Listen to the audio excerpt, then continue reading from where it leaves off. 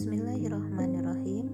Assalamualaikum warahmatullahi wabarakatuh. Selamat berjumpa dengan Ai Herlina dari SD Negeri Cilengo, Kecamatan Cibadak, Kabupaten Sukabumi, Jawa Barat. Dalam pembelajaran IPA di kelas 6 SD. Tema 1, selamatkan makhluk hidup. Subtema 1, tumbuhan sahabatku. Pembelajaran 1. Adapun materinya berdasarkan buku tematik terpadu kurikulum 2013 dari Kemendikbud edisi revisi 2018 dan buku pendamping tematik terpadu Bupena dari penerbit Erlangga.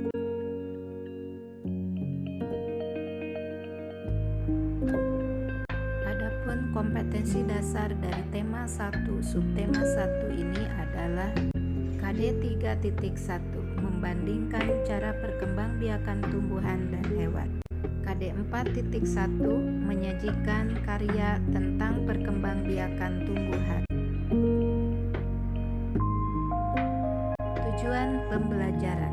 Yang pertama, setelah mengamati bunga, siswa mampu mengidentifikasi perkembangbiakan generatif melalui gambar yang dibuatnya dan manfaatnya dengan benar. Yang kedua, setelah berdiskusi, siswa mampu melaporkan perkembangbiakan generatif melalui tabel dan manfaatnya dengan benar. Apakah yang kalian ketahui tentang perkembangbiakan generatif? Perkembangbiakan generatif adalah perkembangbiakan yang terjadi melalui peleburan sel kelamin jantan dan sel kelamin betina. Perkembangbiakan generatif atau secara kawin dilakukan melalui proses penyerbukan dan pembuahan.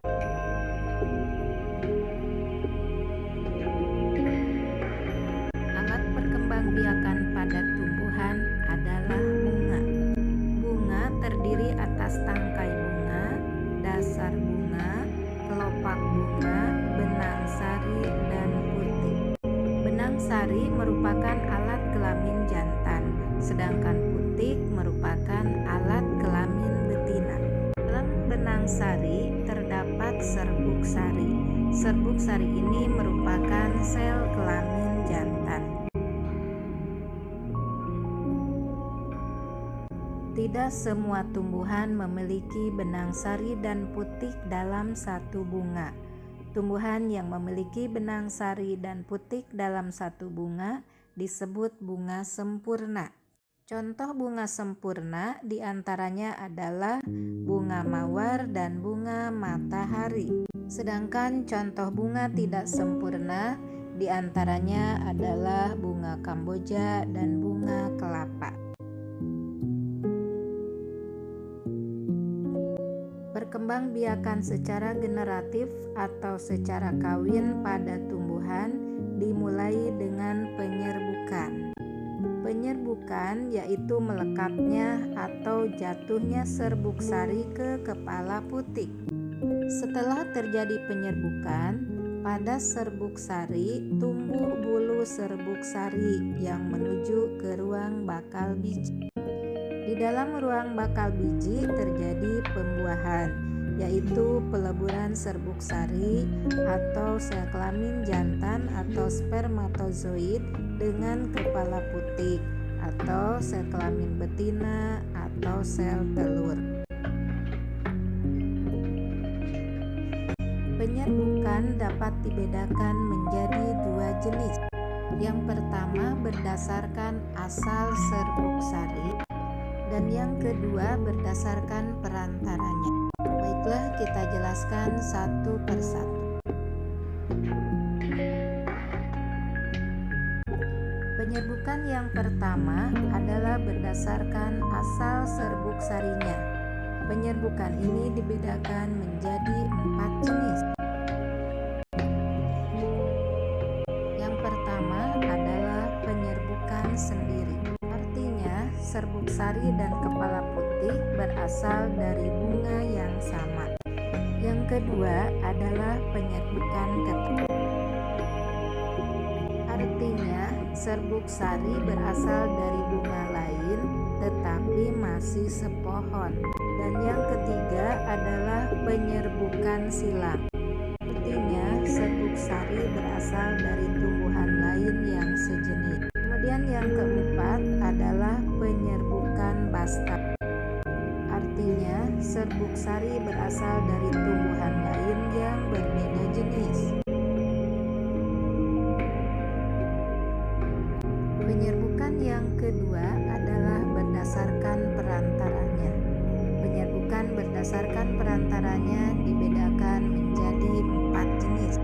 Yang pertama adalah penyerbukan dengan bantuan hewan atau zoidiogami. Yang kedua adalah dengan perantaraan atau dengan bantuan angin yang disebut dengan anemogami. Dan yang ketiga, penyerbukan dengan bantuan air atau hidrogami. Serta yang keempat, penyerbukan dengan bantuan manusia atau antropogami. Penyerbukan dengan bantuan hewan atau zoidiogami. Hewan yang pertama adalah serangga. Penyerbukan yang dibantu oleh serangga dinamakan entomogami. Adapun ciri penyerbukan yang dibantu oleh serangga adalah bunganya mencolok, berbau harum, dan memiliki madu. Hewan yang kedua adalah burung.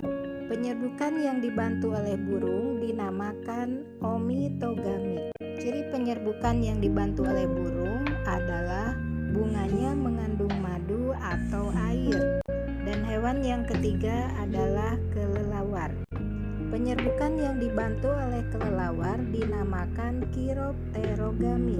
Adapun ciri penyerbukan yang dibantu oleh kelelawar yaitu bunganya selalu mekar di malam hari.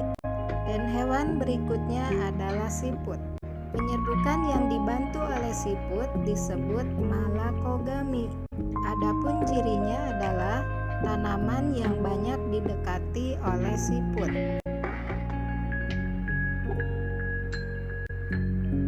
Berikut adalah penyerbukan dengan bantuan angin atau anemogami.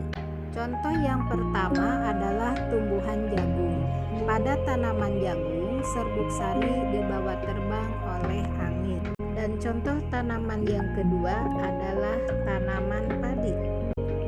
Adapun ciri tanaman yang penyerbukannya dibantu oleh angin adalah yang pertama, bunganya tidak berwarna. Mahkotanya berukuran kecil, kemudian serbuk sarinya kering, ringan, dan banyak, serta tidak memiliki kelenjar madu. Selanjutnya adalah penyerbukan dengan bantuan air atau hidrogami. Contohnya adalah tanaman teratai dan juga tanaman ganggang.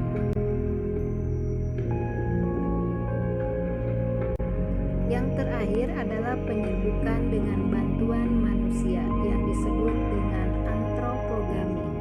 Contoh pertama, tanaman yang dibantu oleh manusia adalah buah melon. Dan yang kedua adalah buah semangka, kemudian ada juga buah naga. Demikianlah untuk pembelajaran hari ini. Terima kasih atas perhatiannya. Wassalamualaikum warahmatullahi wabarakatuh.